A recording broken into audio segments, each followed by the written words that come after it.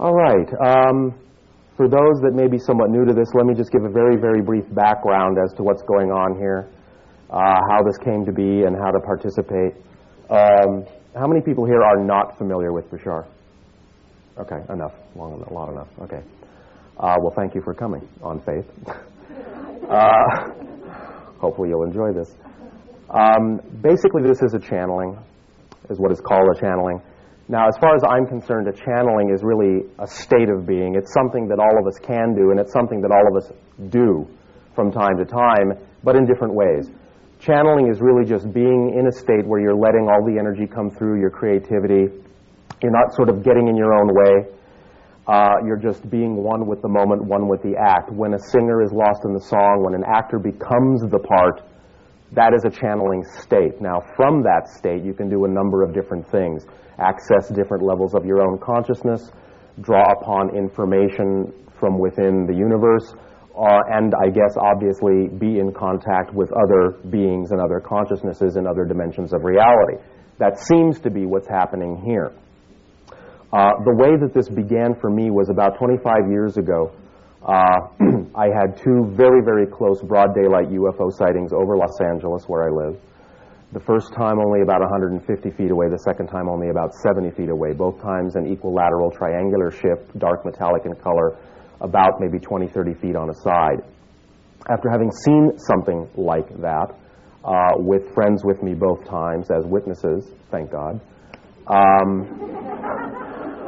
I started being very interested in what it was I had seen and wanting to know a lot more about what was going on. So I began doing a lot of research. Back then, especially, when you go to a bookstore and you look up UFOs, there weren't very many metaphysical books, so they'd lump psychic phenomenon and channeling and everything kind of all on one bookshelf. So looking up UFOs, I ran across a lot of other metaphysical subjects, spiritual subjects. I began to get interested in channeling as well, and I began to do a lot of research in that area. 10 years after the sightings, I was introduced to a channel in Los Angeles who was practicing at the time. The entity coming through that channel offered eventually to teach channeling for whoever might be interested. And after listening to him for about 6 months, I thought, well, it's not that I want to become a channel, but I'd like to further my research, so I'll go into the class. I'll see what this is all about. I was curious to understand how something like that could be taught. The class was basically a series of guided meditations to make you more open, more sensitive to receiving information or listening to different parts of your consciousness, to access more of your creativity, and basically for whatever you wanted to use it for. During the class, about halfway through the course, which was 12 weeks, so about 6 weeks in, while in a meditative state, under the guidance of the entity, along with the other class members, I received what felt like a telepathic communication suddenly in my head. Pictures, voice, the whole 9 yards, and instantly a memory came back of having made an agreement with Bashar and his people to do this with him in this life. Also, what I understood at that moment is that the UFOs that had been shown to me were shown to me on purpose to get me to start moving in that direction so that by the time it came time to fulfill the agreement, I would be prepared. And the message in my head basically was, now that you know we made this agreement and now you know it's time to begin, is this something you would still like to do? It was offered as a choice, not forced on me. I had to really seriously think about what was going on because I didn't know if I was hallucinating as a side effect from the meditations or just imagining this or what was happening. But very quickly I got a lot of unsolicited outside validation from other people that something was going on. And so really I figured, well, it'd be an interesting experience. Let's see where it goes. But the thing that I focused on, most importantly, the thing that I would like to have you focus on, most importantly, is that what I realized is that it didn't really matter whether Bashar was really an extraterrestrial being in telepathic contact with me or whether this was just another portion of my own consciousness. What really mattered was, does the information help? Can it help make changes in our lives in positive ways? The answer to that was yes, and so for that reason I decided to go ahead and see where the channeling would take me. Here I am 15 years later, now I've done this all over the world. So it just kind of took on a life of its own. Again, the thing I would like to stress, especially to new people, is that there is nothing about this that says you have to believe that Bashar is a separate being from myself. I have no way of proving that to anybody. He has said that in the near future, when things change on this planet, it might be very possible that we will get to see their people face to face. When that time comes, obviously we'll have as much concrete proof as we need. For now, they would rather that we focus on the information as well, and the measure of the idea of this experience is to see if the information will help you make the changes in your life that you want to make. Over and over again in the last 15 years, I have people coming back to me telling me that when they do apply the principles that Bashar talks about, they do get drastic changes, and therefore I continue to be supported and reinforced that this does work. So for that reason, again, is why I have done the channelings. The way that this will unfold, again, is that I will go into the altered state. It will take me just a moment to allow the connection to happen. And what's happening here, so that I can sort of clear up another definition, is a lot of people in metaphysics don't really have a real strong definition of exactly what's going on in a channeling state when they seem to be in contact with another entity. The best way that I can explain this is like if you have two tuning forks, and if they're keyed to each other and you start one vibrating, the other one will pick up those waves and will start vibrating in sympathetic harmony. Bashar is not here. He's not possessing my body. He's not speaking English. He is sending thought pulses from where he is, and I've been trained to let my brain waves change frequency to become closer in frequency to his reality, the frequency of his dimension. He lowers his, I raise mine. Somewhere in the middle, we lock. And when we synchronize, what you get here is a model of his thoughts made out of my energy. So it's like my energy is mirroring basically what he's thinking, and it translates into whatever language the channel happens to understand, which in this case is English. He has come through in the past other people in other countries, and I have actually seen the same personality come through other people in the country's language. So it's an interesting phenomenon. But what will happen is that when I go into the altered state, he will come through, he will address you, and he will talk probably for a few minutes on what he thinks is a topic or a subject that will help sort of give you a basis or a foundation for the way they think, and will sort of set the stage for making this group cohesive. And then he's just basically going to turn it over to you, and he'll probably do that by saying, "How may I serve you?" When he says that, that's your cue to go ahead and start asking questions. And again, very, very important, I stress this for new people, it doesn't matter what you ask. Any topic, any subject, personal, private, cosmic, doesn't matter, okay? There is no such thing as a stupid question. There is no such thing as a silly question. It's not important enough. If it's important to you and you're comfortable talking in front of a group about it, then ask it and don't hold back for any other reason. Don't think you're wasting his time or anyone else's time. You never know what's going to come out of these interactions, and from some of what has seemed to be the most simple questions have come really interesting, complex answers that have really helped a lot of people in the group, even though they didn't ask the question themselves. So please don't hold back for that reason. One thing I would like to let you also know now, before we get started, just so you know at the end of the session, this will go straight through, probably a couple of hours, maybe 2.5 hours at the most. Certainly if you have to come and go to the bathroom, there's no problem with that. We will have tapes of this session immediately available for you if you want them after the session, and I believe they said it would be $15 if you want those tapes. So you can get them right away. You don't have to wait for them if you want them. Plus, of course, we have tapes from a lot of the other sessions that he's done, and the catalogs are back there. I don't think there's really anything else I need to explain to you, except please have fun. The bottom line is really the more fun you have with him, the more fun he'll have with you. Those that are not familiar with him, I would just sort of like to say by way of a small warning, Bashar and his people are very, very, very direct.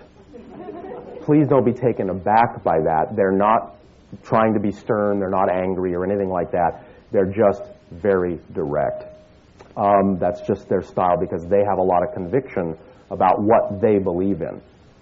Nothing that they say to you should in any way, shape, or form convince you to believe the same way just because they said it. Okay, the degree of conviction they have is because they know what works for them and they know what certain ideas and possibilities might work for us, but they always leave it up to us to decide for ourselves whether we want to absorb that information. If you don't find what you need here, they know you'll find it somewhere else. But just don't be taken aback by how directly they come across. That's just their style. Thank you again for coming. Please have a good time. I'll see you all later.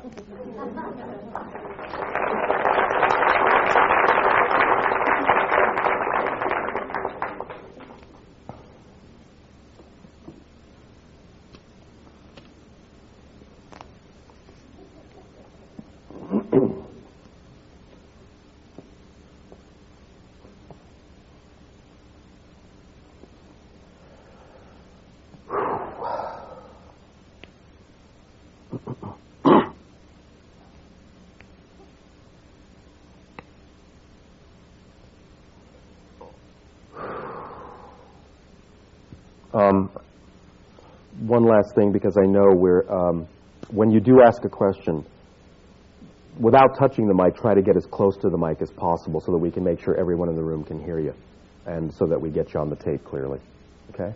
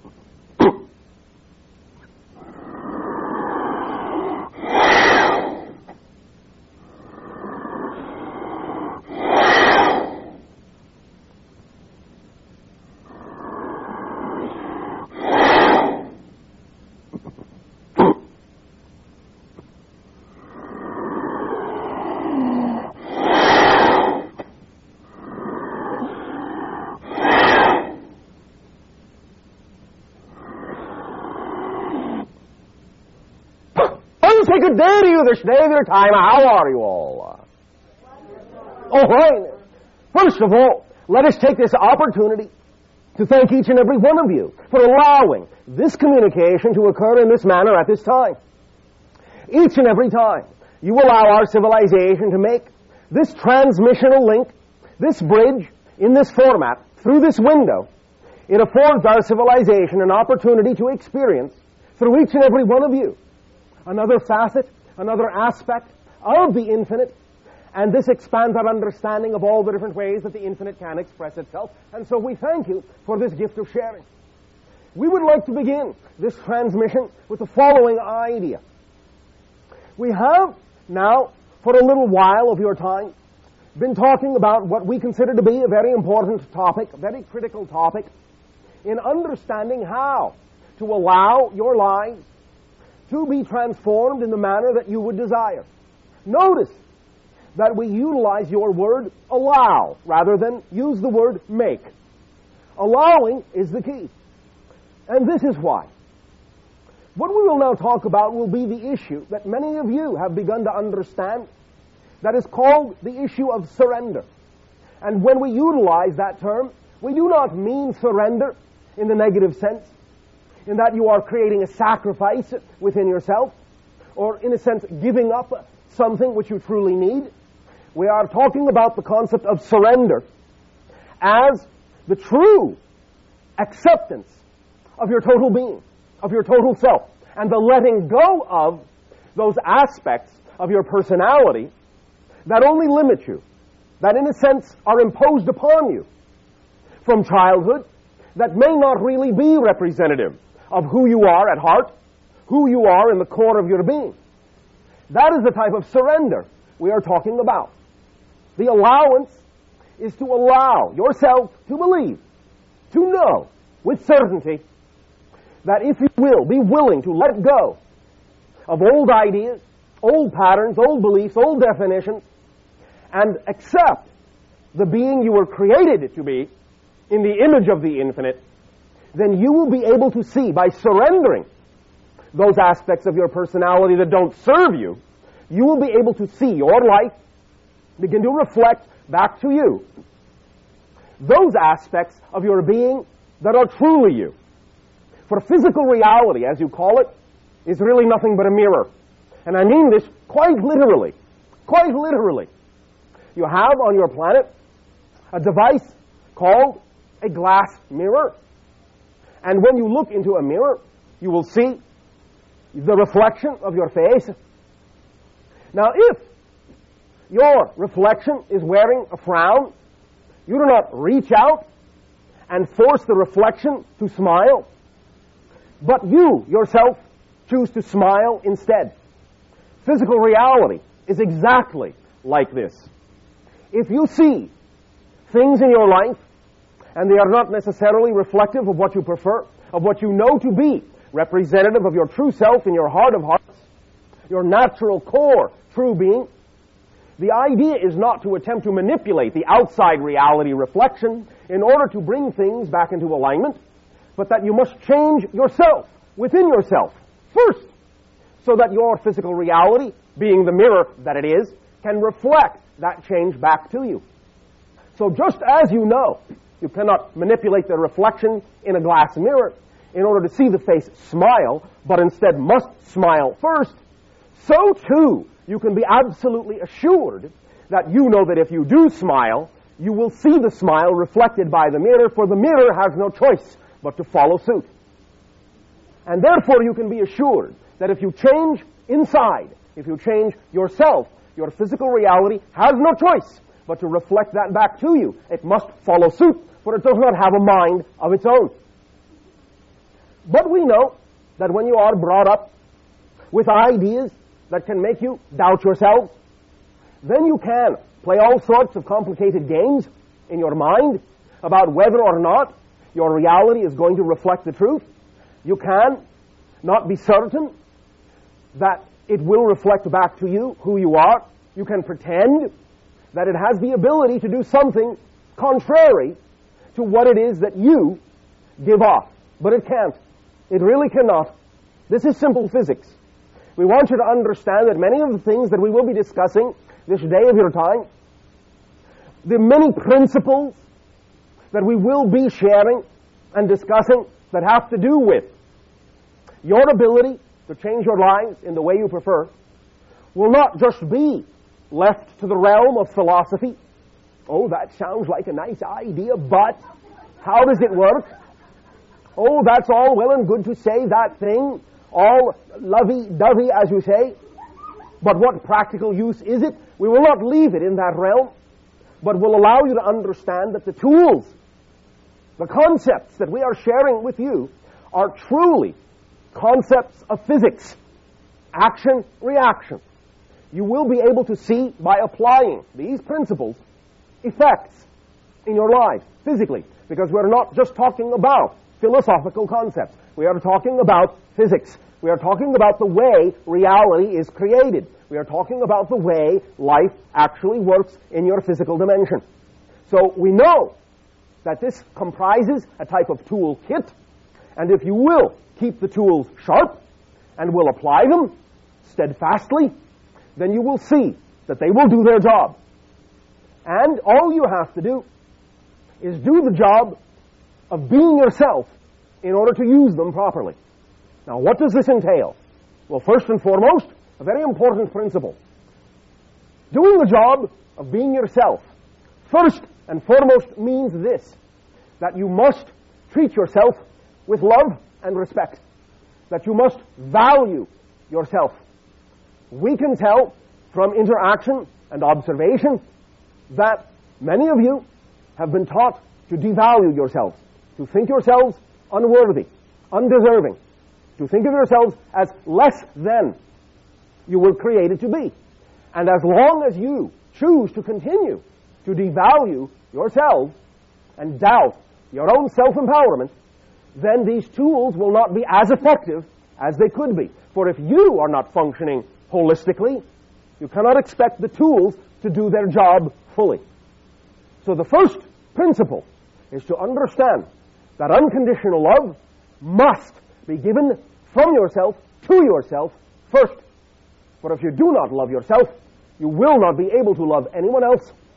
And we understand that you have what you call on your planet a golden rule that you usually quote as, do unto others as you would have them do unto you. However, a more precise understanding of this golden rule would really be, psychologically speaking, you will do to others what you are willing to do to yourself. So when you devalue yourself, when you do not think you are worthy, certainly you will not attach any value to anything or anyone. And therefore you will treat your world, other people, and yourselves with great disrespect. And that will amount and result in many of the difficulties and problems you see on your planet today. It is as simple as that. You do not love yourselves, so you do not love others, and so therefore you do not love your world, and therefore you see all the difficulties. But when you understand that it begins with you, and we do not mean this in a negatively selfish way, but when it begins with self-love, then you will know you are all right, you will know you are self-empowered, you will know you are connected to the infinite, you will know that a source of infinite power can always be expressed through you, you will know that life does not happen to you, but happens through you, you will be a conscious, creative being in the way you were created to be, a co-creator with creation, and you will then be full of compassion, creativity, life, love, self-expression, and you will know how to be a shining example with others, to others, for others, with others, and for yourself, so that your lives can be a reflection of what you say you prefer it to be. Now, it's time to go on your planet beyond what you call lip service. It's time to put into action these principles. And so this is why it is important to understand that we are not just talking about nice ideas that you can just keep talking about and thinking about and run around in your heads and say, oh yes, that sounds nice. We're talking about principles you can put into action, that you can apply and get a result from, so that you can see and experience that result, and in experiencing that result, you can then know that these tools work. You can then know that you are a self-actualized being, made in the image of the infinite. You can have that experience, and in knowing that, you will then radiate that frequency, and in radiating that frequency, then the reflection from physical reality mirror will be an equal reflection back to you. It is as simple as that. And so, we once again thank you for allowing us to share this point of view with you this day of your time. And once again, in return for the great gift that you are giving our world in allowing us to link with you, we ask in return now, in what way may we and I be of service to you? You may begin with sharing in any manner you so desire. And to you good day. Speak up and be bold so that all may hear what you have to share. I have two questions. Yes. One to do with the white case on the list without the computer problem. Yes. In context that you're presenting in your talk, I wonder if it fits in with our general society worldwide. If it's going to be a severe occurrence. In some areas, it will be severe. In others, it will not be felt at all. It will depend upon the infrastructure that has been laid down in certain areas on your planet, since there is much diversity on your world and many different approaches to different things.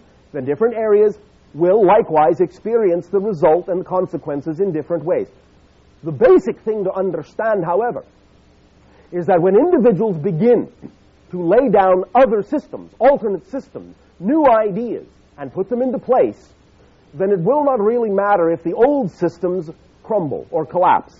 For new ones will be there, ready and willing to take their place and take up what you call the slack. Now, at the same time, sometimes what you would call a, well, break from the old paradigm may be a welcome thing and give individuals a chance to rethink how they go about setting up certain systems to allow them in the future to become far more flexible, less rigid, which is a metaphor for how you need to really live your lives as well.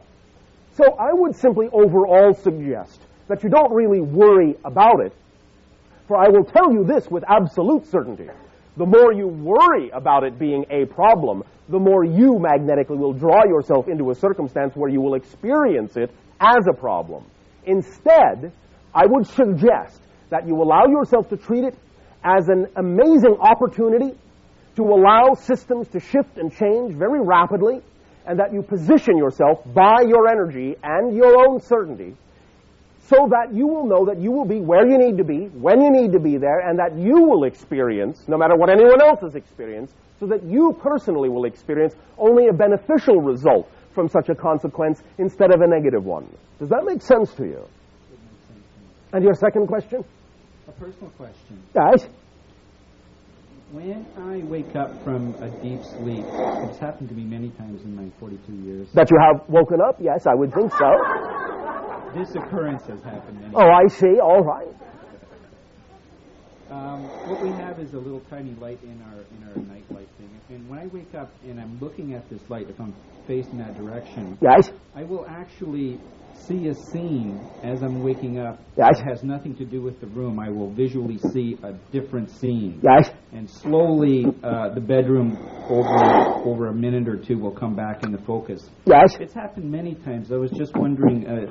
This can be many things.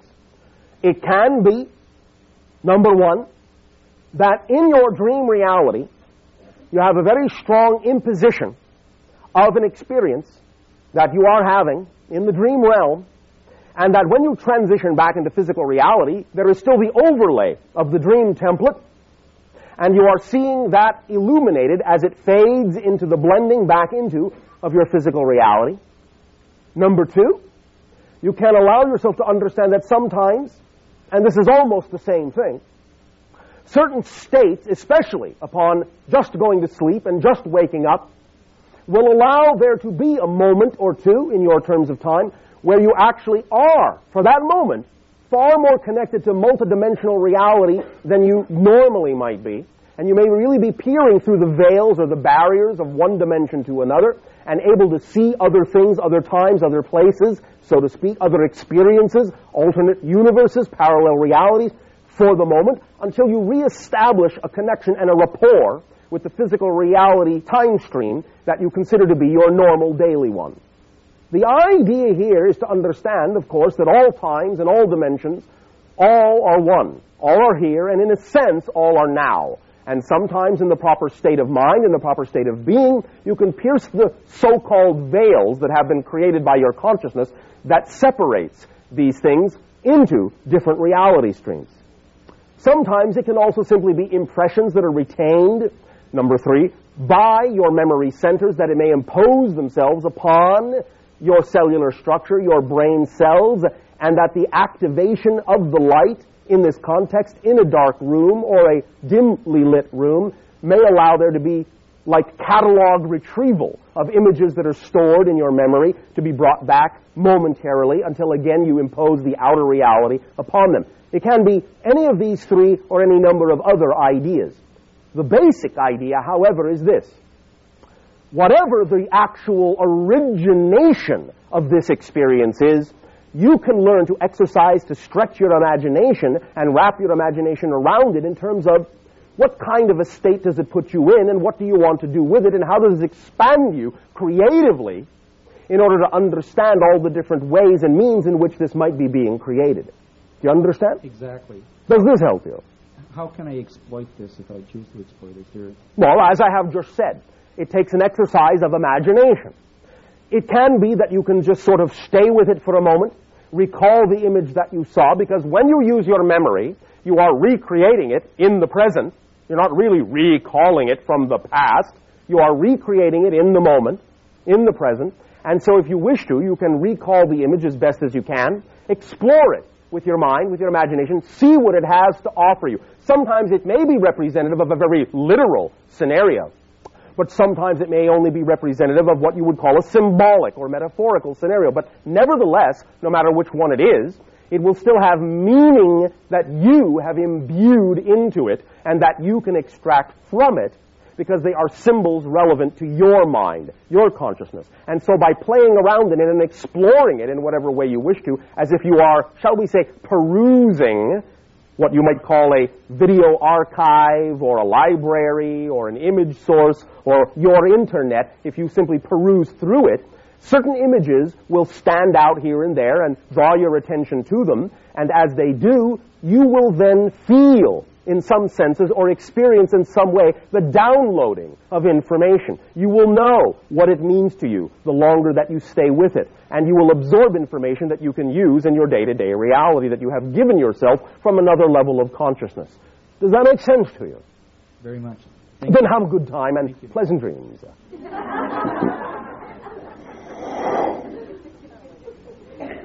Good evening, Bashar. And to you, good day.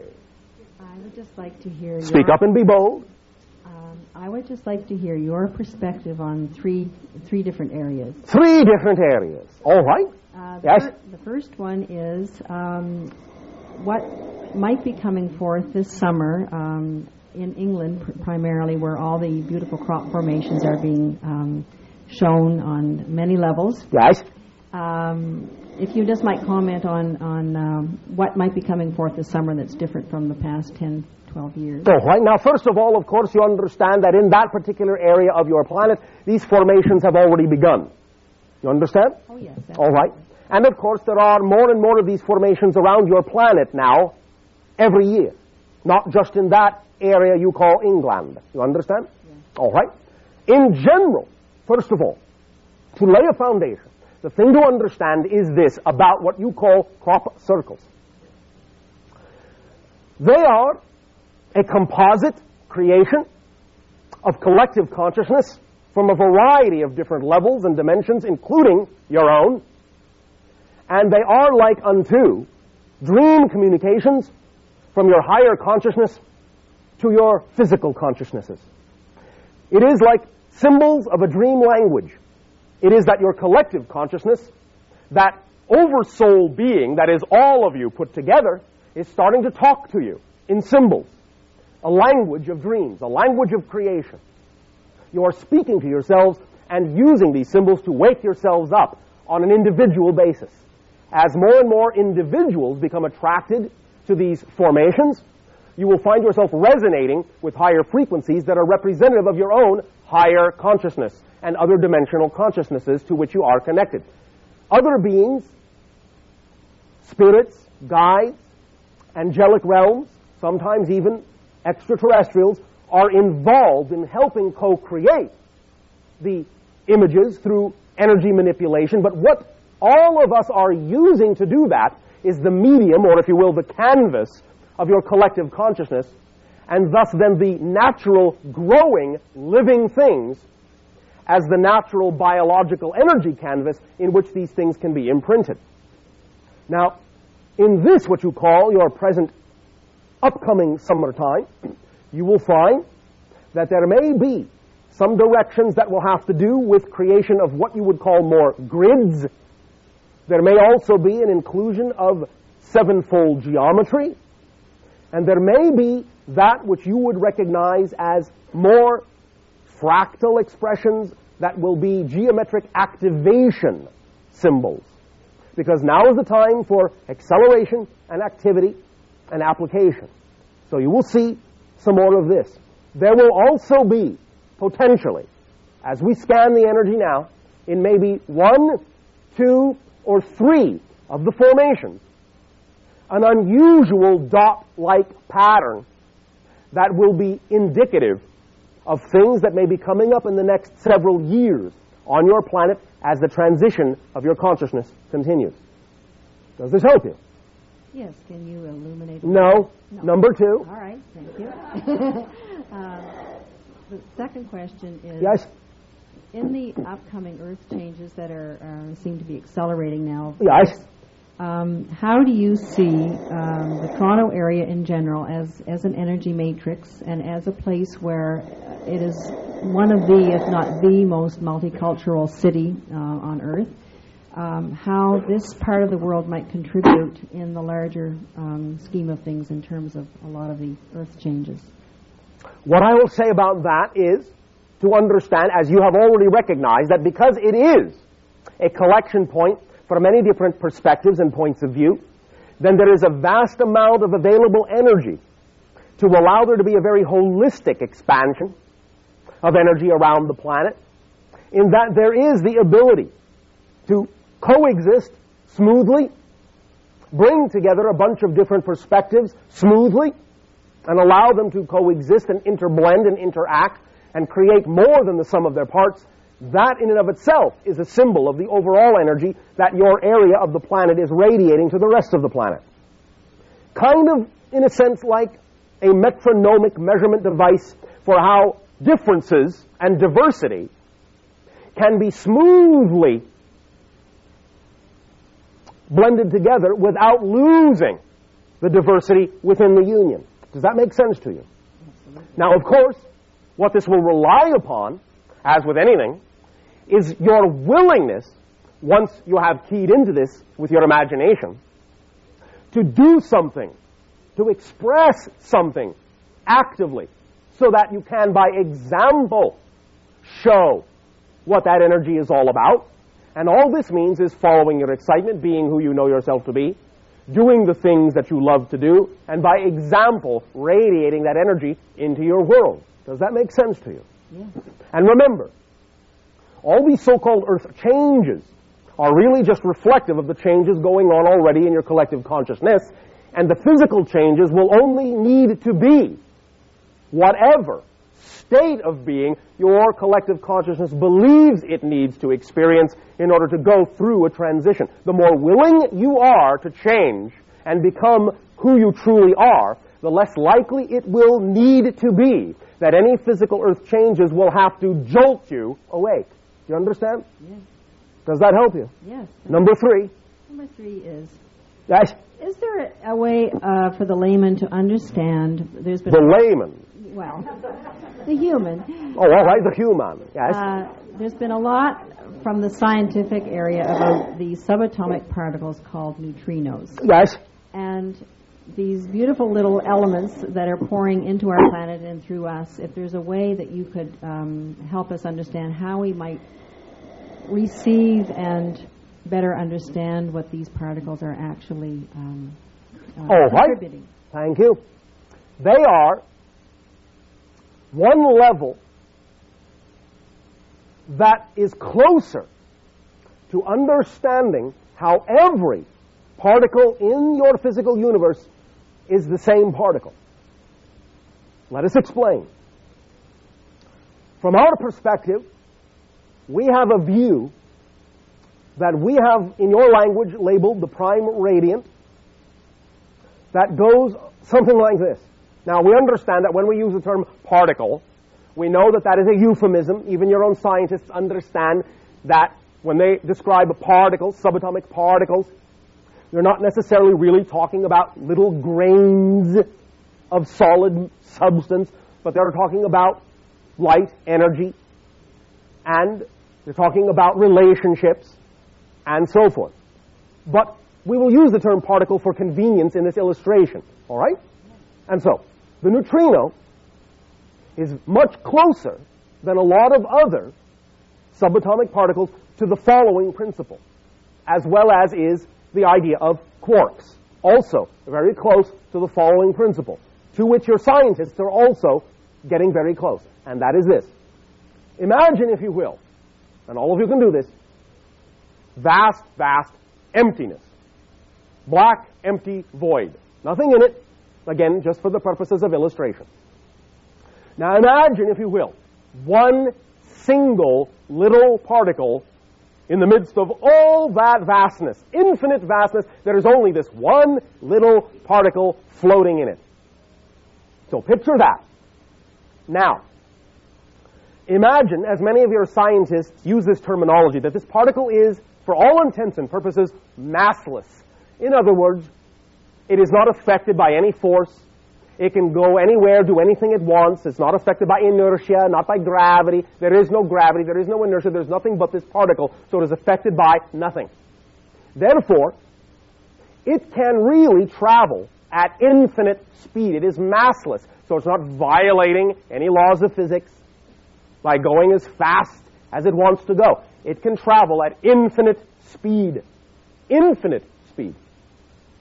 Now then picture that if this particle is truly traveling at infinite speed, that means it can be anywhere and everywhere within the infinite void at the same time. So what might appear to be billions and billions and billions of particles is actually only one particle zipping around so fast that it appears next to itself over and over and over and over and over and over again, making it appear as if there's more than one particle. That's the way it is. So, if you understand that there is really only one prime radiant particle, and it is simply following what might be considered to be a geometric path through this infinite void, for lack of a better term, for this illustrative purpose, then you can understand that all of the particles, all of the atoms that make up your body, all of the atoms that make up the Earth, all of the atoms that make up the stars, all of the atoms that make up every galaxy within the entirety of your physical universe are all made from the same one particle. Not the same type of particle, the same literal one particle. In the ultimate time-sharing program. Doing infinite double duty as everything there is to be. So understand the implications here. If it is all the same one particle, if the one particle that makes up what appears to be all the atoms of your body is the same particle that makes up the most distant galaxy you can perceive or imagine, then any time you make any kind of a change at all, you affect everything in creation. You alter the path of the particle by going from here to here with your little finger. You are actually impacting the farthest galaxy because you're changing the path of the same particle that makes up everything. That's how powerful you are. Does that give you a clue how to use the idea of neutrinos? Yes, thank you. Thank you.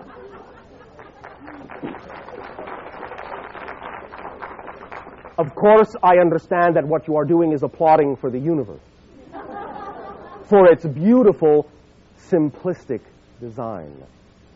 It is infinitely complex, but it is not complicated. It is absolutely, perfectly simple, because there is only here and there is only now, and therefore there can only be one thing that occupies that here and now. So that one thing has to be everything there is to be. Simple as that. Beautiful. Thank you.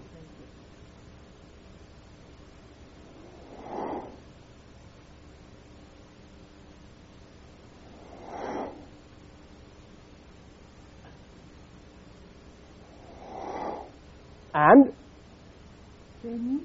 Good day, good day. What happened to good day? Good evening. All right, good evening. If it is evening where you are, all right. Can you tell us, give us any idea how much longer the Earth as we know it is going to continue? Well, now, you have created an interesting question, and of course you can understand there are many ways to interpret the phrase, as you know it. Can you be more specific about what you mean by as we know it? Because in the very next instant, it is different. So how do you mean as we know it, so that I can be more specific? I guess I mean the mess we're in, like Mess? we're dropping bombs everywhere. Oh, I see. All right. Well, may I ask you a question first? Of course. All right, thank you. How long will the Earth be in the mess it is in now, since you're the one living on the planet? You tell me, it's your planet. How long will it take? How long? I don't know. Oh, yes, you do. You can at least give me a general answer. How long? How long will it take for your planet to change? How long? Thank you. Thank you. So when will you decide to change? All right, some of you say right now. And therefore, pay attention, therefore, for you, it will change right now. For those that don't necessarily allow it to change right now, it won't. Because remember,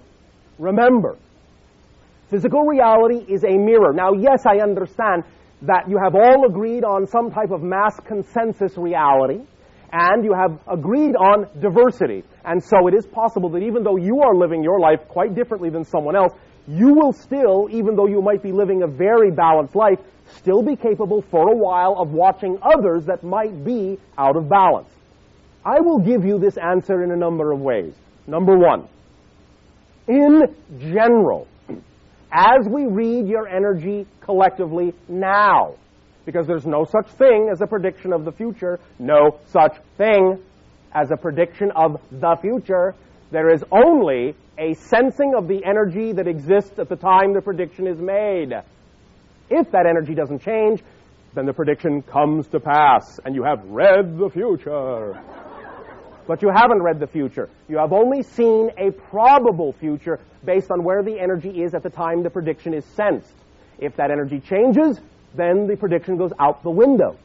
And many times, the fact that a prediction is made changes the energy and renders itself obsolete. So, the idea, first and foremost, is to understand that what I'm about to answer is an answer based on the energy as we read the collective energy now on your planet. And what we read is that it is most likely, the momentum is most likely, that sometime between your years of 2011 and 2013, you will probably not be exhibiting the same behavior that your countries are exhibiting now. Now, that will be, in general, the beginning of some major changes, and by about your year of 2027, 2037, you will find that your world will be changed potentially enough to become what we might call a member of an association of other worlds. So, the idea, however, is that before that, of course, there will be other shifts, other thresholds to cross, and it will all be determined on how willing any single individual on your planet is to change and live as the person they want to be, as if they're already living in the world they want to live in. Because by example, will you allow others the opportunity to see in your behavior how they can behave too. Not that you have to force them, because you can't, but by living the way you want to live, by being who you really are, then you know you're doing everything you can to help others choose to do that too, because they see by you a living example of how they can live their joy as well. And so the more of you that begin to do that, you build a momentum, you cross the threshold, and you allow your world more opportunity to choose what it says it prefers. And that collective energy seems to be heading toward certain kinds of overall resolutions sometime between 2011 and 2013, although there will be some very major changes coming up at the turn of your millennium, information-wise, as you say, and specifically also between 2005 and 2007, that will begin to throw a lot of light on a lot of circumstances. But it takes a great deal of willingness to be responsible for the choices that you make and the consequences you create. Does that make some sense? Yes, thank you. Does that help you? Yes. Is that sufficient? That is. Thank you. Thank you.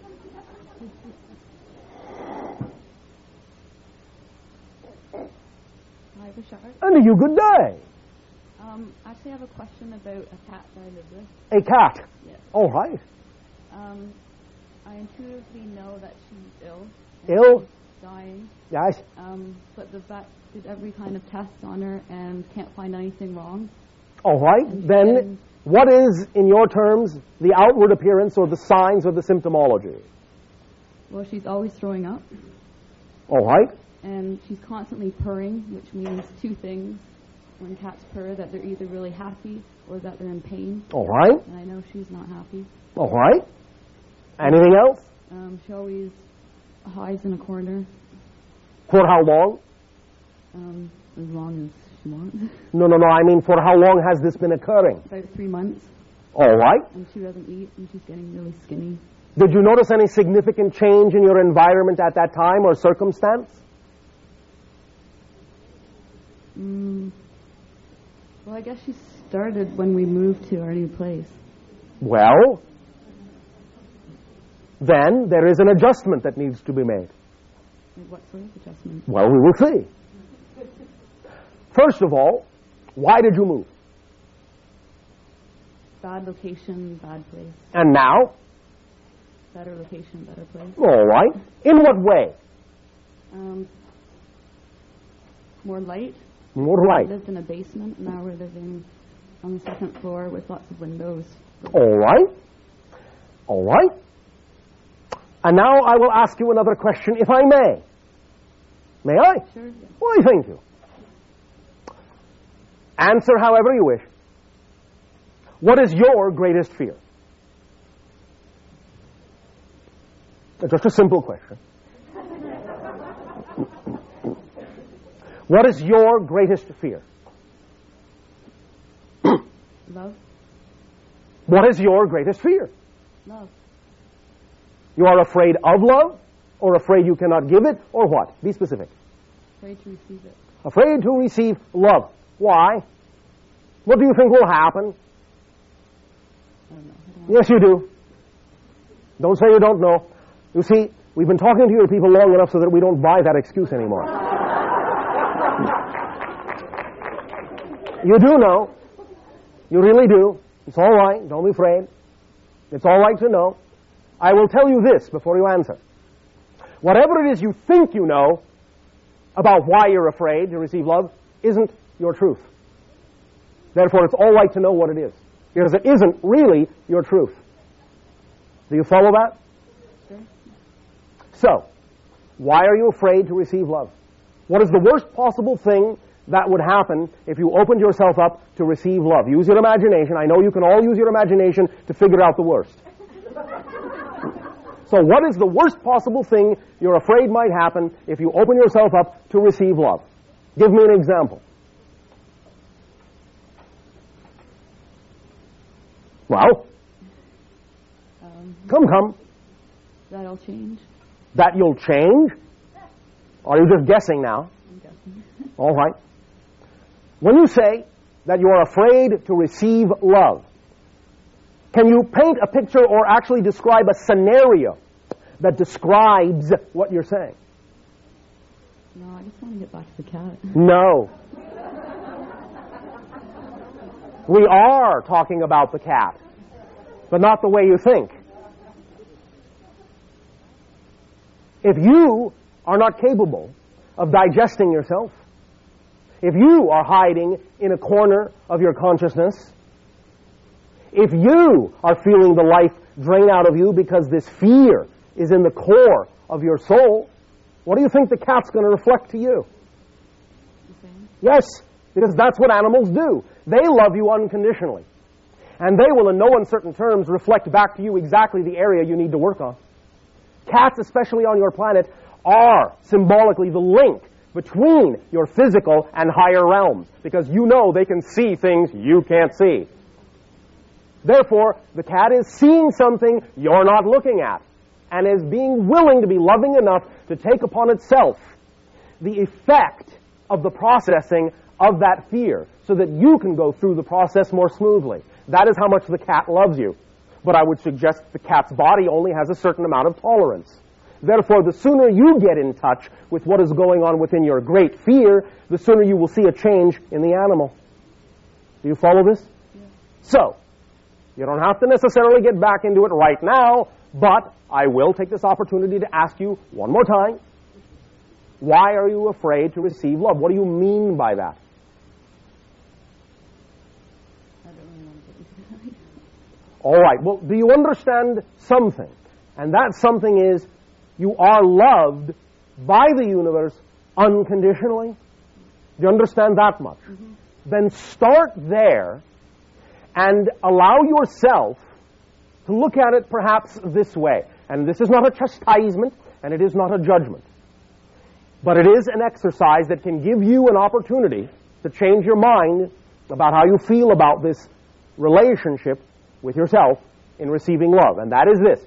If you really do know that you are loved unconditionally by the universe, by the infinite, by the creator, by whatever you wish to call it, doesn't matter, then why would you throw that gift back in its face by not loving yourself?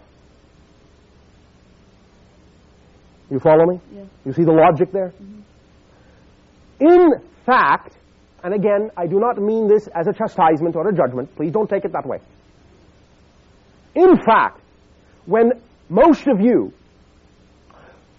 talk about having the experience of being afraid to receive love, not loving yourself enough, not being worthy of love, and so forth, and any variation of this theme, it sounds to you like you're being some form of humble. In fact, this is the most arrogant thing you can do. This is sheer arrogance, because if you know that the universe is unconditionally loving and that everything in the universe is worthy of the unconditional love of creation except you, then you are exalting yourself as so different and so special that only you are not worthy of the unconditional love and support of all that is. That's an arrogant stance, not one of humility. So to not allow love in your life, to be afraid of receiving love, is to disavow yourself as a creation and to disavow that creation knew what it was doing when it created you. You're saying, I'm a mistake. I'm a pointless creation. I do not deserve this unconditional love. I refuse to receive it because I don't belong here. So your creation is flawed by my existence. That's what you're saying to the infinite. Now, the infinite doesn't care because the infinite loves you so unconditionally, it will actually allow you to think you're not loved. That's how much love it gives you. It supports you so totally, it will allow you to believe you are totally unsupported because that's what you say you want. Therefore, it will allow you to feel that. But anytime you are willing to realize that your ability to believe that you are incapable of receiving love, that your ability to experience that comes from the fact that you are unconditionally supported and loved, then all of a sudden perhaps you will be tired of that game and start allowing it to be all right to feel the love that comes from the infinite and start loving yourself and receiving love. Does that make sense? Then our unconditional love to you. Thank you for your boldness and willingness to share, and sweet dreams. And don't forget to ask for help because you all have guides. And remember that the animals on your planet are some of those guides. So understand how to look at them when they reflect things like that to you. All right? Thank you. Thank you. Hi. And to you, good day. Finally, you're here. Well, I'm not there, but I understand what you are saying. A very good friend of mine introduced to you years back, and when I heard Darrell explaining how he realized that he made this agreement with you, something clicked inside of me. All right. Started to tickle. Tickle. I checked it out. Yes. All right. I have fellow people who were transchanneling, and when they described the process, it seemed like so much work. Oh, well, not if you understand that it is part of the process of your joy. It does, in a sense, shall we say, put you through changes, yes. It does give you challenges, yes. But work in the sense of it being a struggle, it doesn't have to be if you understand that it is representative of your joy. Do you follow? Well, honestly, the reason I dropped the whole issue, because Yes. it's sad there is no joy in it. All right, then don't do it. Now, I want you to pay attention to this very closely. This is how you make the assessment. This is how you double-check yourself. If something does not contain what you believe to be a representation of your highest joy, do this simple exercise. Number one, ask yourself, is it just my definitions? Is it just my beliefs that is preventing me from seeing that it could be representative of my joy? Or is it truly, honestly, not representative of my truth and my joy? You have to make the honest assessment as to which one it is. If you know that it is really not representative of your joy, I would strongly advise you not to do it that way. I would strongly advise you then to follow whatever is your highest joy at any given moment. But again, at the same time, always take an opportunity, because you don't always know what's going on in different areas of your consciousness, to make sure that it doesn't seem exciting only because you may be attaching a label or a meaning to it that makes it seem as if it's more work and less joy than it could be. So always make sure it's not your labels coloring it, and when you have done that, then if it's truly still not representative of your excitement, I would suggest you do whatever is. Because whatever is your purpose and your mission in life. At any moment, whatever excites you the most is the vibration, like a compass needle, of your true self pointing true north. That's what that sensation tells you. The thing that contains the highest amount of joy is the thing you need to take action on, because that thing contains the energy that is most naturally, truly, unerringly, effortlessly you, the real you, at the heart, at the core. So act on it. And in the next moment, act on the next most exciting thing that you can, and the next moment, the next most exciting thing. Whether they appear connected on the surface or not is not the issue. Whether they appear to get you where you think you're supposed to go is not the issue. Follow the thread of excitement, not the way things appear. The excitement is the unerring thread that leads you to yourself and more excitement. So if it doesn't really excite you, I would suggest you do something else that does. Does that make sense? It does. I would rephrase it a little bit. I'm a Reiki therapist. I'm channeling the energy stuff. Yes. And I'm counseling people, and I've been a great help to them. I understand that. Now, is this agreement is still being fulfilled as I thought of it? Are you doing it in a manner that allows you to feel you are doing what excites you the most or not? Absolutely. It is the most exciting thing you can imagine doing? Yes. Are you doing it in the most exciting way you can imagine doing it, or could you be doing it in a more exciting way? I'd like to do it more. Would you like to do it in a more exciting way? Yes. Then do so. Trust your imagination. That's the point. Even if you are doing something you deem to be exciting, always make sure you're really doing it in the most exciting way you could be doing it, because you don't necessarily have to follow the way someone else says it's supposed to be. Mm-hmm. You can use your imagination to make sure that you're doing it your way, and that's the whole point. Does that make sense? Yes. Does that help you? Yes. All right. I have another question. Yes. It is about you. Oh, all right, about us. Could you tell us how your beings are related to each other, how we understand relationships are? And I'm aware that it's a little bit different that we are experiencing in this reality. Guys, well, our entire civilization of approximately 230 million beings considers all of us to be in one marriage. Do you understand? Yes. We are all members of one family. Do you understand? Yes. Now, yes, of course, there are specific, in a sense, families, but the children are the children of all. The adults are the parents of all children. We are telepathically united. We interact spontaneously according to our highest joys, knowing that we will be exactly where we need to be, when we need to be there, interacting with whom exactly we need to interact, when we need to interact with them, without any planning whatsoever. And we trust the flow of our reality to that degree. So we are in one large, ongoing, spontaneous, interactive relationship with each other all the time, supporting the infinite diversity of every individual, and by supporting the infinite diversity of every individual, forming the strongest possible holistic union possible. You follow? Yes. Did that answer your question? Do you choose at times to spend more time with certain individuals than others? Yes, but again, that happens spontaneously. It's not like we have to think about it.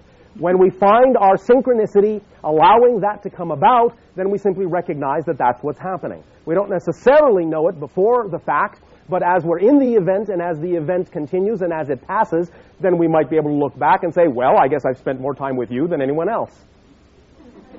So I guess that's the way it was supposed to be, because we trust our reality. You follow? Yes. Does that answer your question? Yes. Thank you. Just a brief question. Oh, brief. All right, brief. It seems to be dividing and multiplying, yes? I could say I speak for many of us. All I right. understand that we would like to see you more here in Toronto, and as it is, there is not a possibility. Again, you must always trust the timing. Everything has its own purpose, its own timing, its own reason. And therefore you must understand that whatever it is going on is exactly what needs to be going on, and your relationship to it is exactly what it needs to be for you to get what you need. No more, no less. So trust the timing and take it as a sign that if things change, that means new things are coming up. How exciting. You follow? Yes. Don't hang on to the past. Trust and make a friend of change. Make a friend of the unknown, because change is the fourth law. And there are only 4 laws in creation. I'll give them to you now. Number 1, you exist. Can't do much about that. Now, when I say laws, I mean laws that cannot be broken. That's what a law is. I don't mean the laws that your people create or people on other planets might create that are simply societal laws for the purpose of getting along on a societal level, because they can be broken and obviously often are. I do not even mean what you call sometimes the laws of physics, because sometimes some of those laws are only conditional to certain universal realms and don't apply on every dimensional level. There are only 4 true laws in creation, and they are true laws because they cannot be broken. You can try. You will not be able to break them. They cannot be broken. Number 1, you exist. And that means in some form or other, you always have and you always will. That which exists only has one quality: isness. It cannot become non-isness. Non-existence is already filled up with all the things that will never exist. There's no room in non-existence for that which exists. It's like 2 sides of the same coin. You have to have both polarities in order to have a coin. The face of the coin will never become the tail will never become the face. You have to have both, and they must simultaneously be there in order to have the coin at all. So that which is already the face of the coin, isness, will always be isness. That will never change. It's constant forever and ever. Law number 2. The one is the all. The all are the one. All the parts together form the one. The one created all the parts from itself, because there is no outside beyond the one. The one is all things, and every part is the one expressing itself as a part of the one. It's all the same thing, but the parts in the one express the totality of creation in different polarized ways. Law number 3, what you put out is what you get back. We talked about the idea of reality being a mirror. That's all it means. Whatever frequency you're on, whatever you give off, is what gets reflected back. Plain and simple. Law number 4. Everything changes except the first 3 laws. Change is the only constant. Everything changes except the first 3 laws. Now understand that what that means is the 4th law changes. And because the 4th law is about everything changing, then when change becomes its own opposite, What does that mean? It becomes non-changingness, and that creates the first three unchanging laws. So the fourth law creates the first three create the fourth. It is a self-fulfilling, self-created, spiraling loop. That is all there is. That's the only four laws that exist. Every experience you have on any dimensional level, anywhere, any when, anyhow, is the result of a combination of experiences of the principles of those four laws. That's it. No more, no less. So, make a friend of change. Make a friend of the unknown. Don't fear it, because only within change and only within the unknown will you ever discover the totality of who and what you are.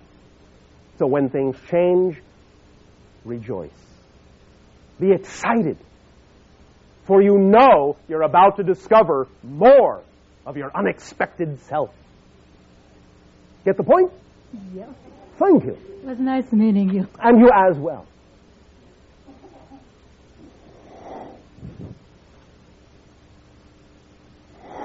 Good evening, Bashar. And to you, good day. My question is, I have a friend staying with me. Oh, all right. A woman friend Yes. who is seriously ill Yes, in what way? with hepatitis C. Yes. And I am wondering about the prognosis for her health. What have you already attempted to alleviate this condition with?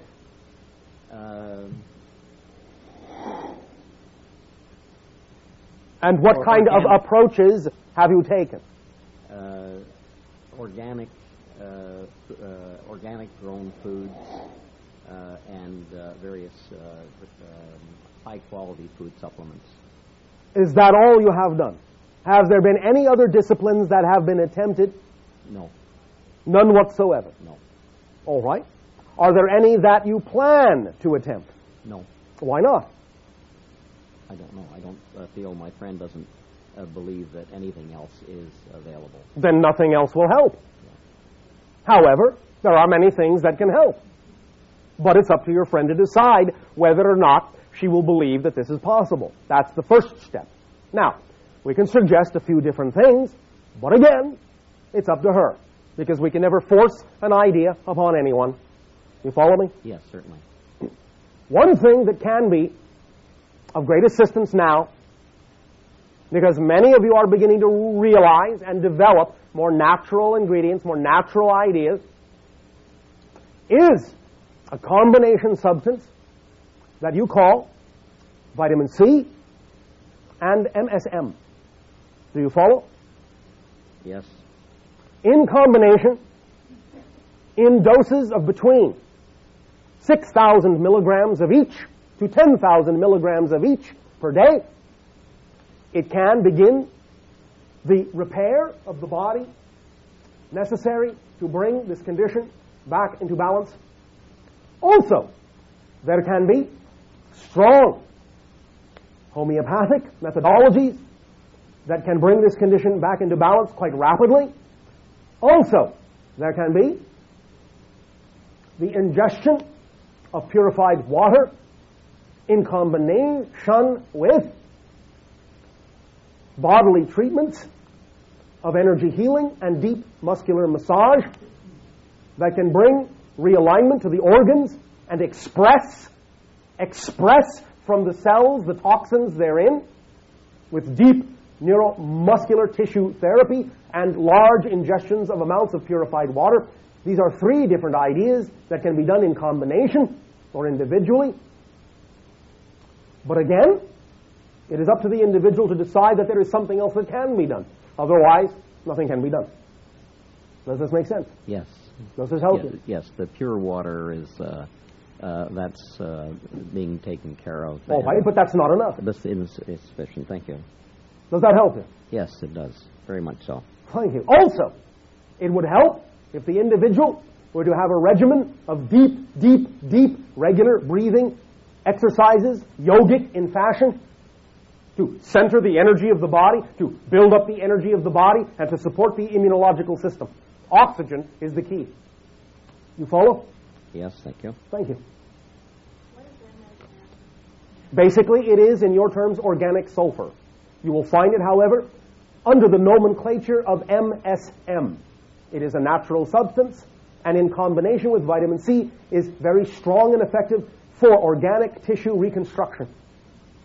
You may find in what you call your health store outlets this product by that nomenclature, MSM. Thank you. I'd like to ask one other question. Oh, all right, if you would like to. Yes, I would. Thank you. Oh, all right, go ahead. Is there any personal advice with regard to the path that I am on? The path that you are on is you. You are not on a path, you are a path. Yes, I understand that. Did you hear us talk about the idea of following your excitement and your joy to the best of your ability every moment? Yes. That's the best advice we can give to everyone. Mm-hmm. Because the only mission and the only purpose and the only path you have, the only goal all of you have in your lives is the same one, and that is to be yourself as best as you can. How you choose to express that is up to you, but the way it most often reveals itself to you is by what comes to you, what is presented to you that contains at any given moment the highest amount of excitement. By being willing to have the faith to act on it and recognize it as yourself, you are, as you say, staying on your path. Make sense? Yep, sure is. That's all there is to it. That's what I'm doing. Thank you. Thank you. And by the way, all of you, just as a reminder, in case this sounds extremely overly simple, it is that simple. It is that simple. You can make it more complicated if you want to, and I would never take that away from you. Because it's your reality, and if you want it to be more of a struggle, if you want it to be more effort-filled, if you want it to be more painful, by all means explore to your heart's content. But it is that simple. Thank you.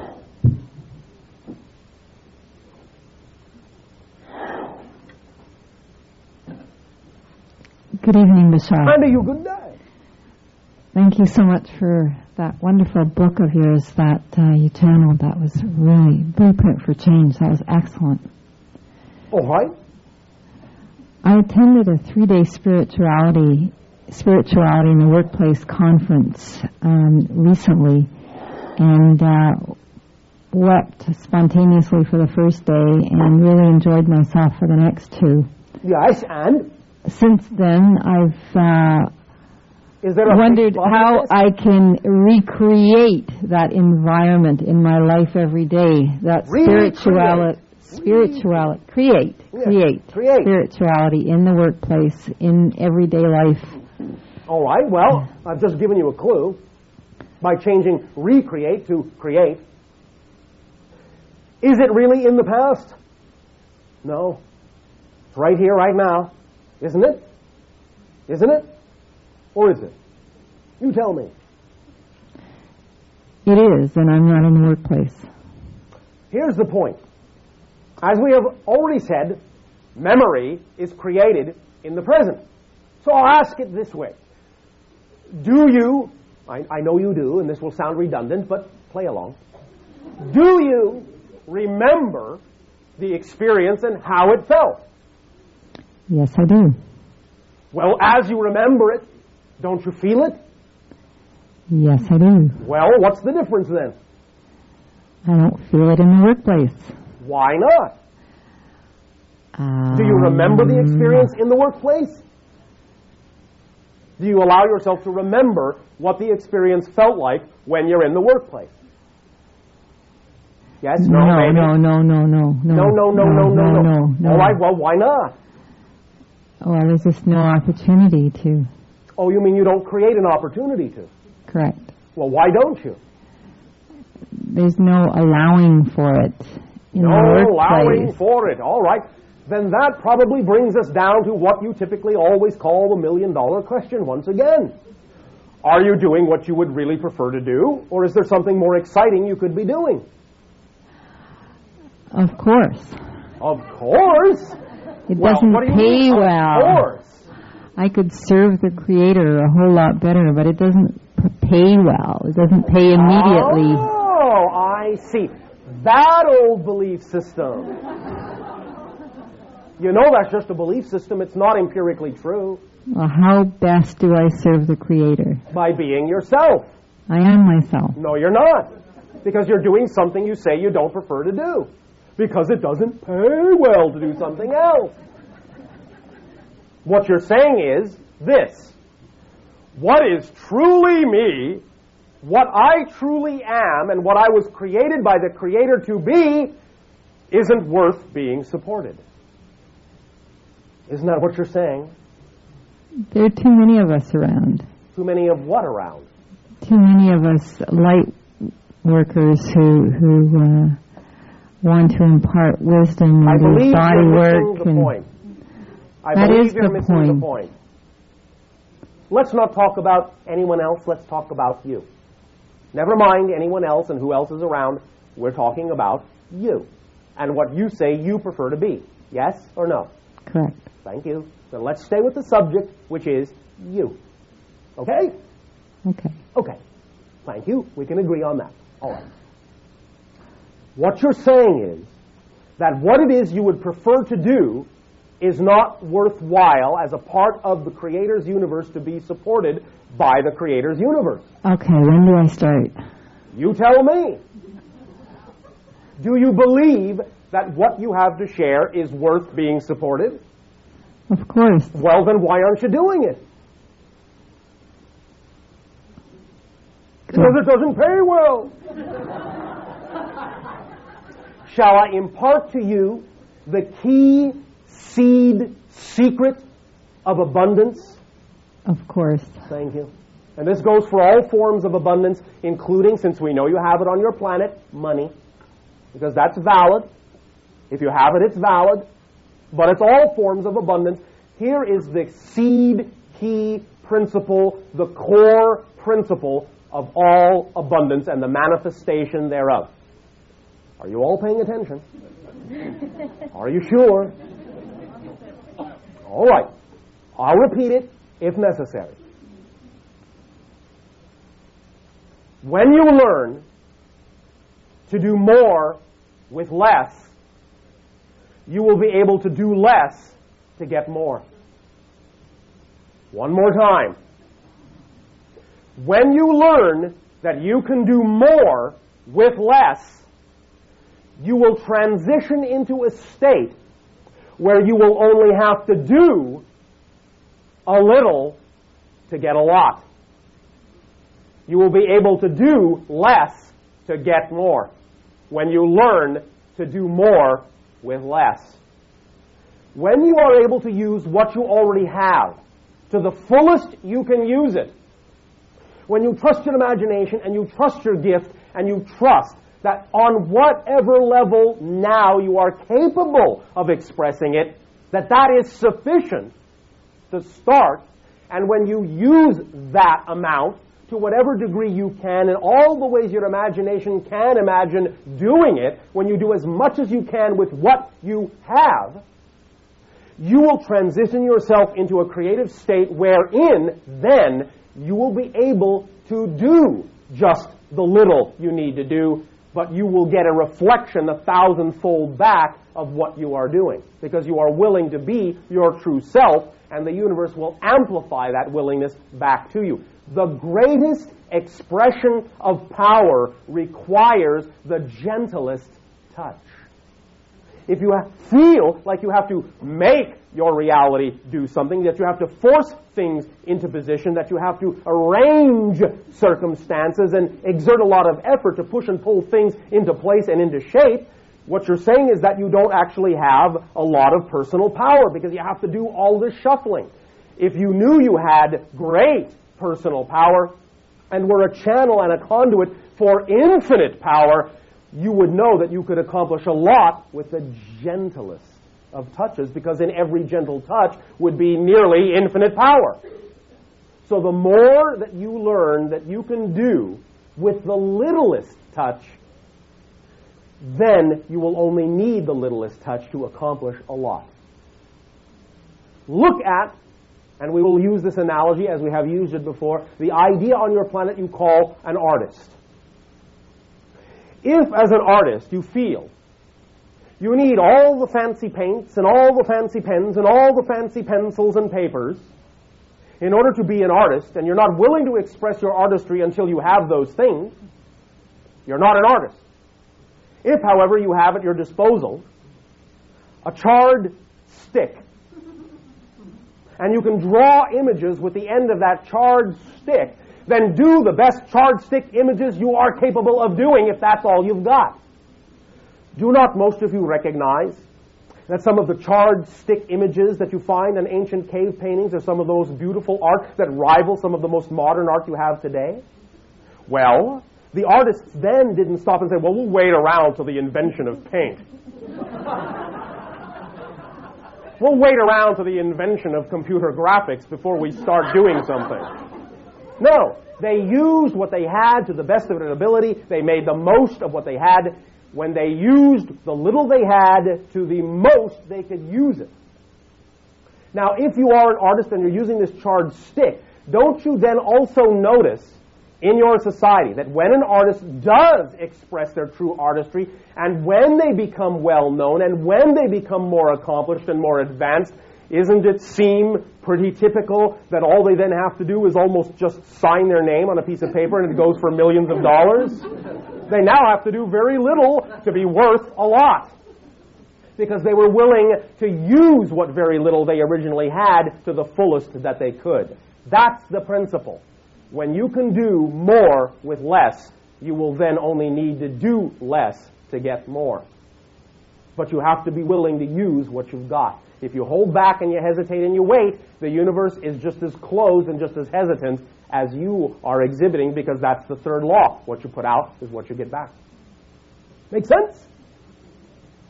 So you have to trust that whatever it is you know is true for you, whatever it is that at any given moment excites you the most, if you're willing to act on it, you simply have to know by definition, built in to the principle, that it must have the ability to support you somehow, in some way, shape, or form. It may not be as your mind thinks it should, but it will support you. It will give you what you need, or it will bring you into a circumstance by following the thread of your excitement that will bring you what you need. But you'll never find that out if you don't follow the thread. And you have to take the first step by acting on your excitement to the best of your ability, whatever it happens to be, at any given moment. Make sense? Yes. Remember, this is physics, not philosophy. Does this help you? Well, what excites me the most is meditation. Yes. The feeling of oneness. That's what excites me the most. Well, do that in all the ways you can imagine doing that. All day. Here's another story. And this comes from your very own planet, and maybe it will illustrate the point a little bit more clearly to you. And I say it comes from your very own planet so you will understand it's something that actually practically happened, and I'm not making it up as if this is something that could never happen. There was a female whose passion was to tell stories to her children. Just tell stories to her children. That was her overriding passion. She loved doing that the most of all the things she did in her day, tell stories to her children. She did it with such passion that her children began bringing their friends over to hear these stories. And they began bringing their friends over to hear these stories. And those friends began bringing their parents over to hear these stories. And the parents started inviting her to their houses to tell stories to their friends. And pretty soon schools, churches, hospitals, and all sorts of organizations were inviting her to tell stories. And that's all she does now, all her day, when she wants to tell stories. And she makes a very good living just telling stories. But she was willing to understand that all she had to do was follow her excitement, and she didn't sit there and say, well, how can you make a living telling stories? You can't make a living telling stories. Yes, you can. And the point is, again, is that when you really do what you're passionate about, and when you follow that, every time the passion changes, you follow it, because you will learn how to do a little and get a lot. You may find that you won't even have to do it all day long in order to be supported for your entire day. Does that include meditation? Does it excite you? Yes. Should anything in the universe be excluded from its ability to be representative of your passion? No. Then does it include meditation? How? How? I'll give you one example of what is possible, but I am not going to restrict all the ways it could happen and unfold for you. Fair enough? Okay. You have to use your imagination too. That's the point here. Fair enough? Okay. So, I'll give you one possible how. You will supply all the other possible hows. All right? Okay. Thank you. Let's say you are on the beach meditating. Or would you prefer I pick some other place that is more to your liking? That's a great place. All right, thank you. You are on the beach in perfect, absolute, harmonious, joyful meditation. Everything feels so balanced, so peaceful, so perfect, so unconditionally joyful and loving. You are in the moment. You are one with yourself, one with all that is. You are absolutely the definition of bliss itself. Are you with me so far? Absolutely. All right.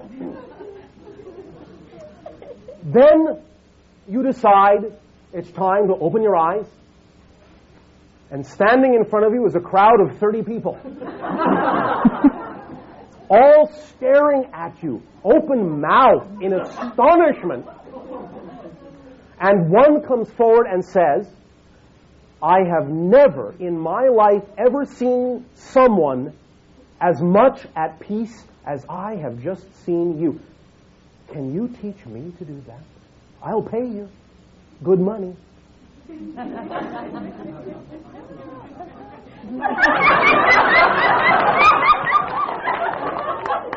a little light bulb go on as to how, one way, it might be possible that even meditation, yes, even meditation. Sounds like wishful thinking. But that is the way your reality actually works. The only reason you call it wishful thinking and demean it with that term is because you've been taught to think of your reality that way. The greatest shock that your society is going to have in this entire age of transition, the greatest shock that is going to occur in your society in this entire age of transition is for your society to finally realize that what you have for all this time thought of as fairy tales is actually the way life is. That's what you're going to discover. I guarantee you, absolutely, 100% guarantee you, nothing is too good to be true. Nothing. Until you say it's not good enough. Until you say it's not possible. Because you are the master of your domain. And what you believe in goes. Because what you put out is what you get back. And if you put out, that's just wishful thinking. The universe says that is what she believes, that is what we will support.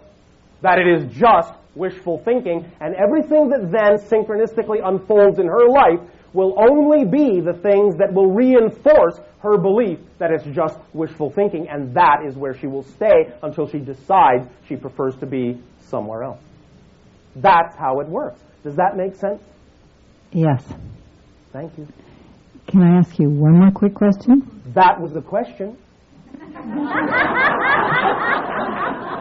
So I suppose you can. Would you like to ask another? Yes, please. You don't have to ask if you can ask. Thank you. On June 21st, we will have our 5th annual World Peace Festival at High Park. All right. How can we make this a successful event in bringing peace to the world? You can still ask that question after everything we have said. Give me Be yourself. Something. Be yourself. Will you be at this festival playful as a child, spontaneous, loving, as creative, imaginative as you possibly can imagine being? Mm-hmm. Then that's how. That's it. That's all it takes. Thank you. Trust your imagination for any other expression of the same. Thank you very much. Have fun. I will. Thank you.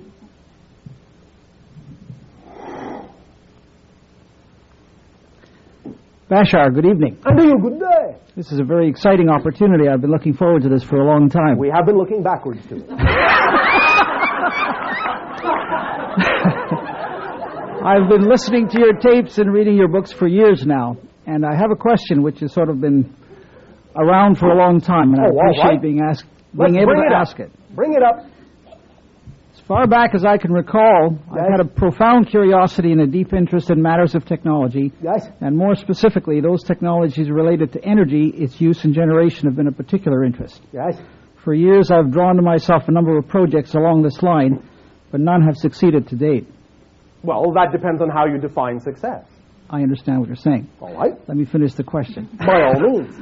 I would like to understand why this is, and more specifically, the one that I am involved in now and where it is headed. What I would like to know is, where does this inclination stem from, and is this partly why I am here on this planet at this time? It stems from you designing yourself to be interested in the frequency that these things represent, because B, you know that that will be of great assistance. And so, yes, it is wholly why you are where you are. Because anything of that ilk to you, as you've designed your personality consciousness, is representative of what you believe will be of best assistance. Take heart. You are helping in the journey of exploration itself. And as you explore and learn and discover, bit by bit, piece by piece, going down this path, then changing, going down this path, exploring this, exploring that, saying this works, this doesn't, you are bringing with you the collective consciousness of your people and helping them bit by bit, step by step, become more ready, willing, and prepared for the jolt that they will receive when such devices actually finally begin to manifest. Because they need to be prepared to absorb these kinds of changes in specific ways. Do you follow that? Yes. The journey is the event. The journey is the success. It is all one thing. Don't see it as a process toward. Understand that it is simply another variation of what it is you're doing. No matter how it manifests itself, it's all one thing.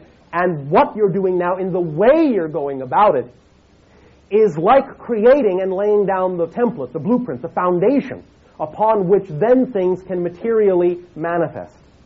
When the timing is correct for all concerned, when it is most appropriate and most capable of all absorbing what will then manifest. Do not be impatient. You follow? Yes. Have fun. Enjoy. Open up. Use your imagination. Play with it. Sometimes, perhaps, don't put too much structure on it. Let it structurize itself. Follow your intuition. Open up to ideas from different points of view that you may not have considered to be worthwhile or even plausible or probable. But explore them nevertheless, because that will let you know other things, other parameters, other perspectives that will be important later on. Does this help? Yes, it does. I don't. Can you be specific about the kinds of devices and the effects you desire to generate?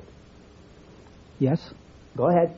One of the latest passions that I have is basically in the generation of electricity directly from magnetic fields. Yes. Which is something that's been considered for 10, 15 years now. All right. But we don't seem to be quite at that point we'd like to be at. Am I right. doing everything that can be done? Are my associations appropriate enough to sort of complete this? They are, and you will change those associations.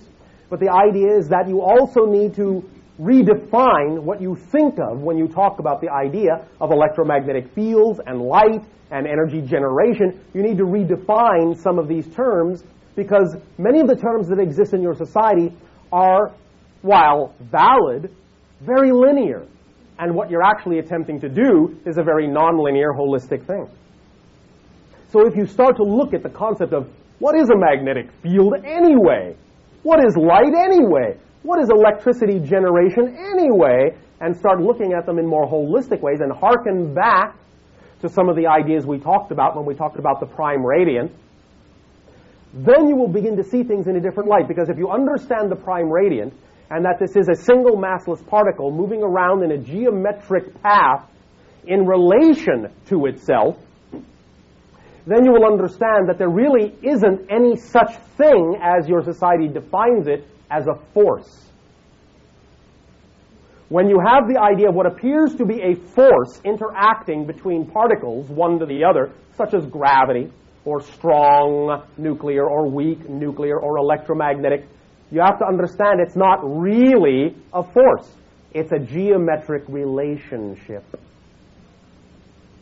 And when you understand the geometric relationship as a single event, and understand that what appears to be the two different things that are relating are actually the relationship giving rise and birth to what appears to be two different things, then you will begin to understand it holistically and will revamp your definitions enough to understand what you need to do and what kind of devices really need to be created and how to treat the concept of resonance, and how resonance is what will lead you to the effects that you seek. As an example, our spacecraft, many of you have understood that they seem to just be here and then be there. We are not violating the law of the speed of light. In your universal reality, in one physical dimension, yes, what you call the frequency or speed of light is a type of borderline, but the idea is that we are not going faster than the speed of light in order to be instantaneously from one spot to the next. What we are doing is something more akin to this.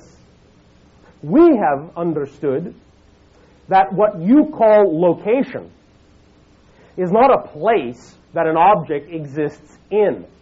Location is one of the properties of the object. If you have an object, and it is, in your terms, occupying location A. Let's follow along this illustration right now, all right? Mm-hmm. You have an object. Do you have an object? A coin, a pen, anything you can hold in your hand? Yes. Do so. Are you doing so? Yes. What object are you using? A pen. A pen, all right. Hold the object in one location. Let's call that location A. All right? All right. Now, move it to another location. Let's call that location B for purposes of the illustration. Have you got it? Yes. A, B. All right? A, B. A, B. All right. Now, pen in location A.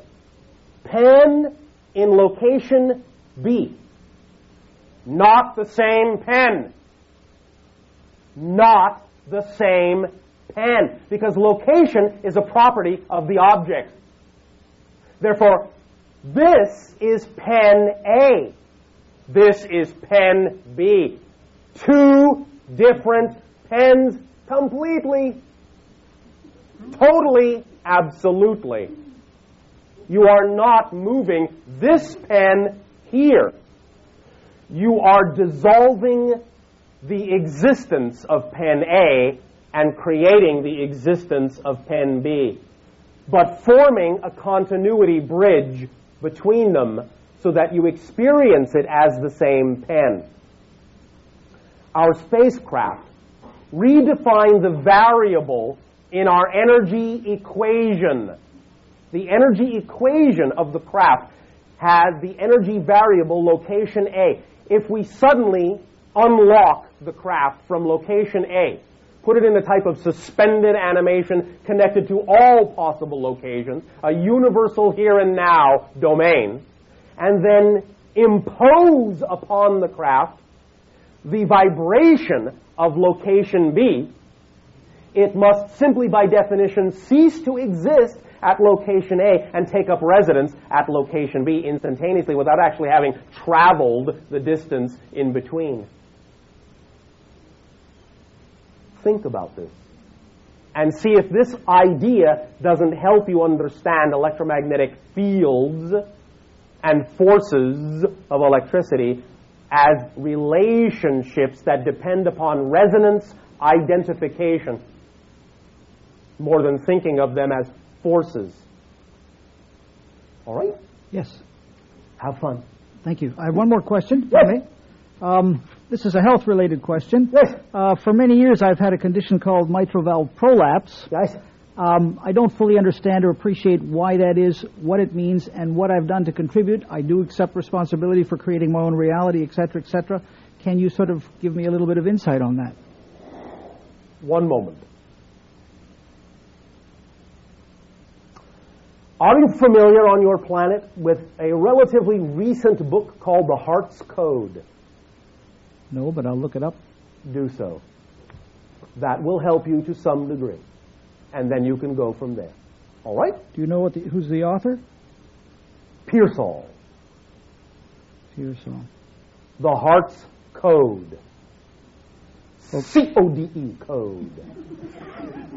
Now, that will help you begin to understand the electromagnetic pulses that are connected to the intelligence of the heart and help you learn to communicate with your heart, balancing the intelligence of the heart with the intelligence of the brain and the body and bringing it all into balance. Thank you. Thank you. In closing, yes, I'd like to refer to something that you said on one of your tapes several years back regarding the use of hydrogen peroxide, pure yes, hydrogen peroxide. Yes. Can you just sort of very quickly run through that again? The idea is that in specific cases, and it must be on a case-by-case basis, the utilization of what you call food-grade hydrogen peroxide will help increase the oxygen levels of the body to allow there to be the kind of catalytic chemical changes that need to occur within the cells of the body to allow there to be the flushing of toxins and the increase of oxygenation of the cellular structure in certain cases on a case-by-case basis. All right? Thank you. Thank you.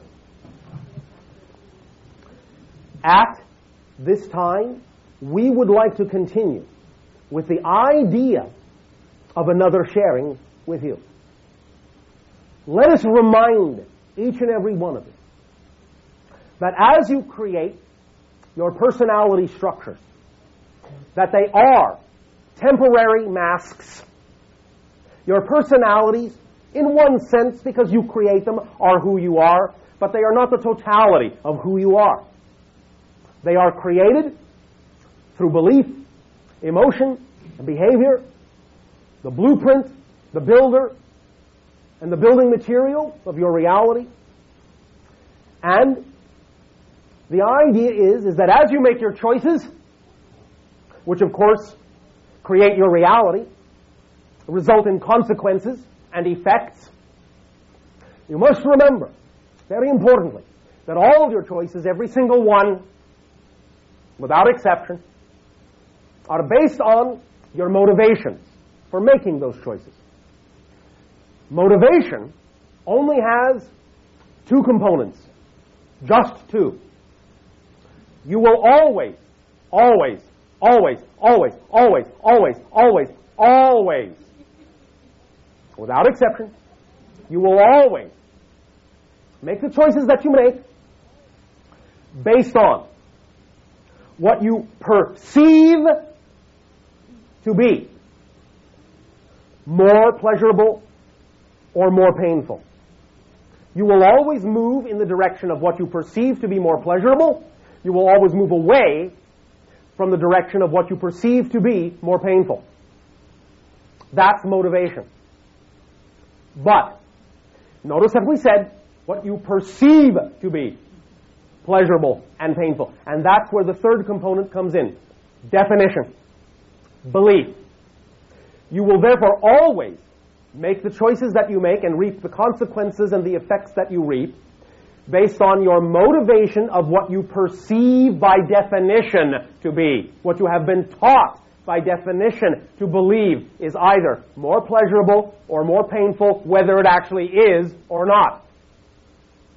When you get in touch with what your definitions about any given circumstance are, you will then begin to understand what definition you are attaching to the circumstance, and then understand what motivates you to attach any specific meaning, positive or negative, to the circumstance. You will understand why you are motivated then to make the choices that you do, and understand why you get the consequences in your life that you do.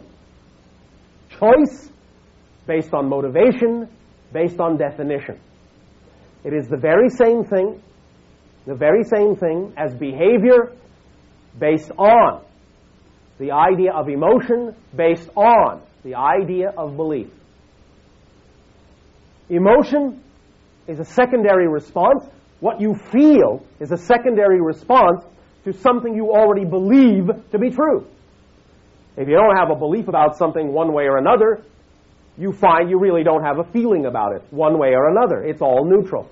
The key is to allow any circumstance in your life that comes up to be neutral, instead of automatically and unconsciously assigning an arbitrary positive or negative meaning to it, and then decide what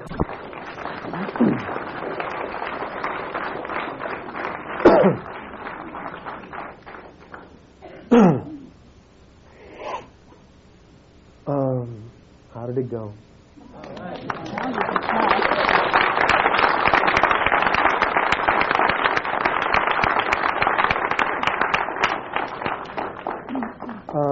Excuse me, it just takes me a second to reorient, to remember where I am. Thank you all very much for being here tonight. Did you have a good time? Yes. Okay, thank you again, and please have a good night. And